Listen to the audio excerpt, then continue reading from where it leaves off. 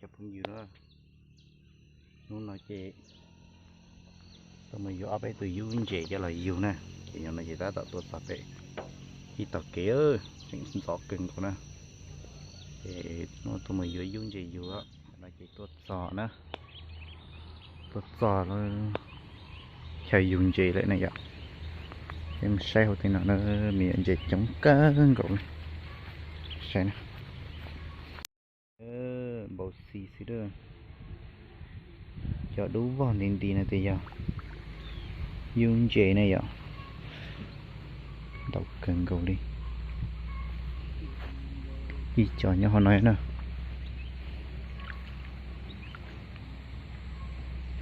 bây lúc bạn nó xin nè in lúc bạn những chỗ nó ý họ in lúc bạn những chỗ nó ý họ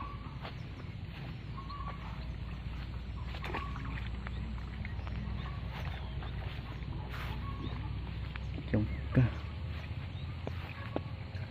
thang vườn tí nhá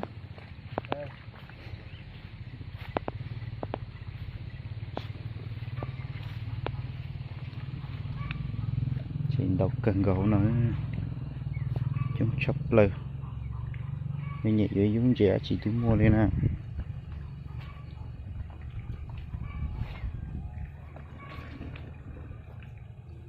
mà chỉ chẳng chỉ lia thì bọn nó hiện lia vào thì nó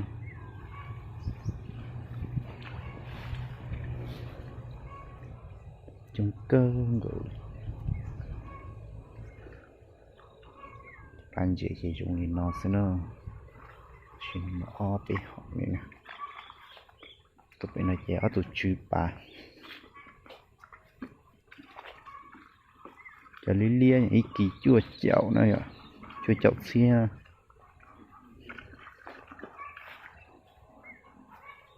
thì đâu vào xem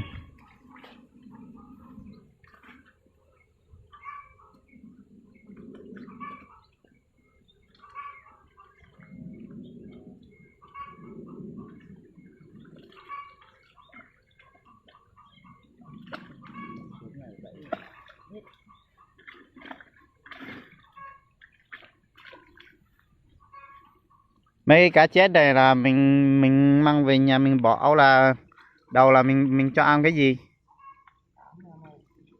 cắm á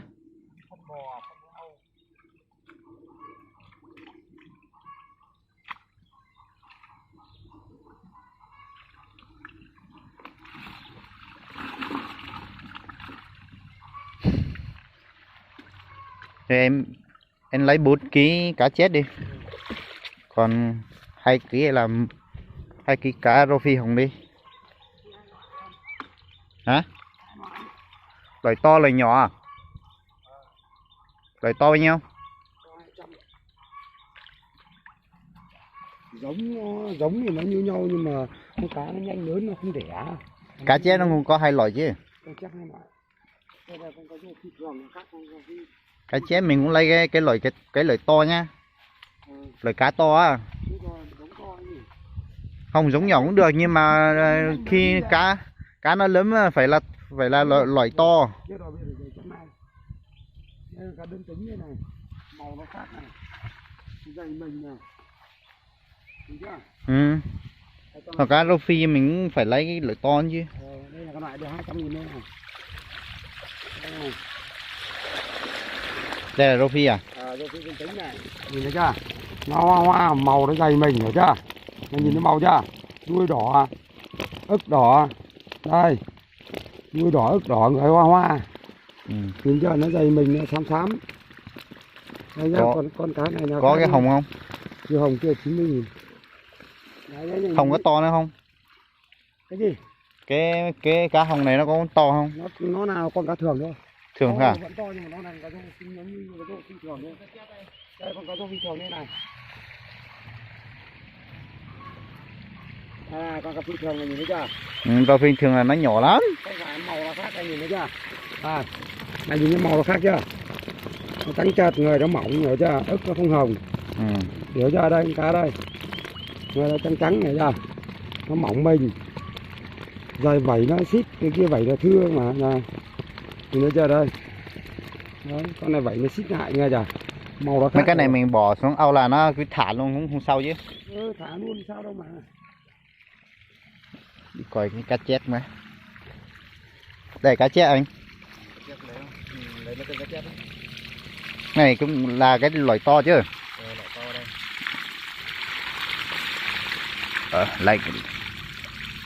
Lấy 4 kg cá chép đi. 4 kg cá chép. Dạ.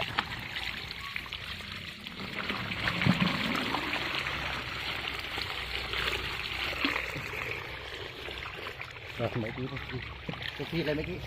Profia lấy cái loại to này chắc lấy 1 kg thôi.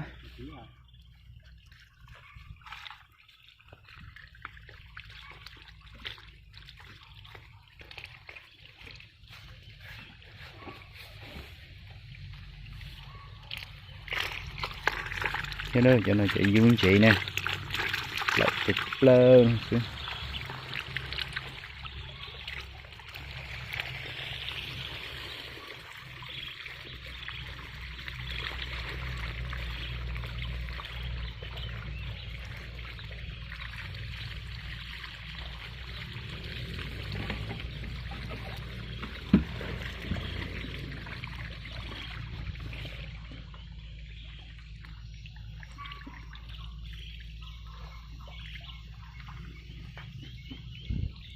Cái rau phi hồng này nó khi lớn có to bằng tay này không?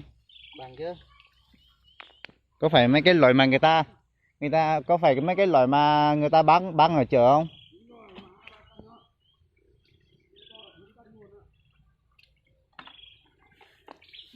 Lấy 1 kg cái này đi.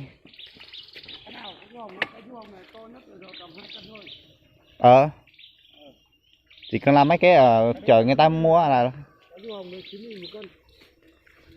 4 kg cá chép. Rồi thế. 4 kg cá chép. Mang vào đây. dạ. Đấy một lù xí nè, tả đầu nhiên nè.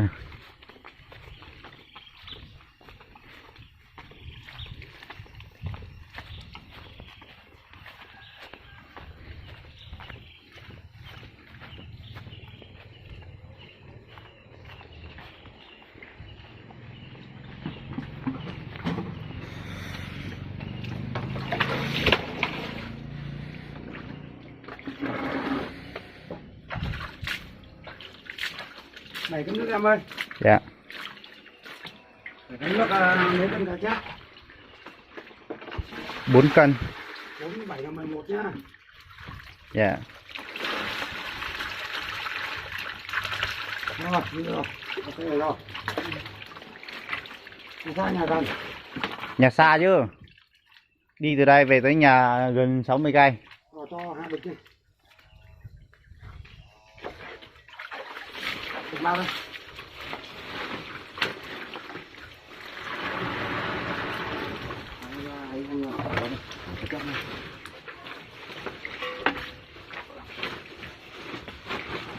Cái này mình bỏ trong bì cũng không có sao không? Được không sao cả, nhưng mà em đi đường dài, đi xa quá là nó chưa đây. Đi dài là thuyền là nó chết. Nó chặt. Nó vừa phải thôi, em đi xa đi gần đi. Thì từ 6-7 cân một bao được, một bịch là phải ra.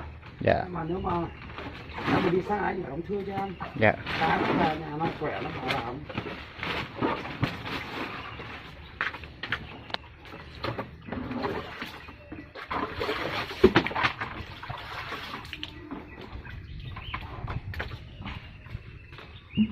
Em ơi cho 6 cân nước nhá. Dạ.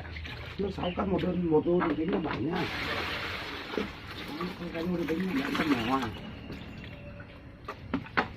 Nhìn nhá, con cá nuôi tính là người khác chưa? Dạ. Thế này. Đấy, cái giày mình này, màu hoa sáng thắm này mà. Được chưa? Dạ. Có chứ con. Có. Ở trong cốt xe này. Ở trong phi hồng 1 kg nữa đi anh. Cái xe ấy, 1 cân nữa. 1 hay 2 cân. Một thôi.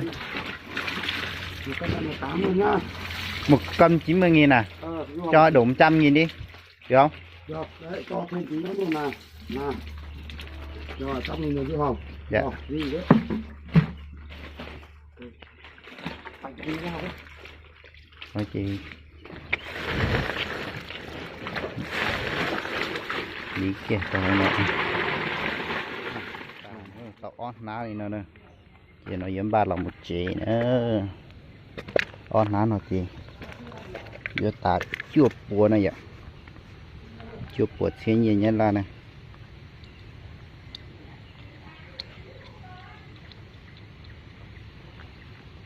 thì lúc xưa nó chỉ là một chị nữa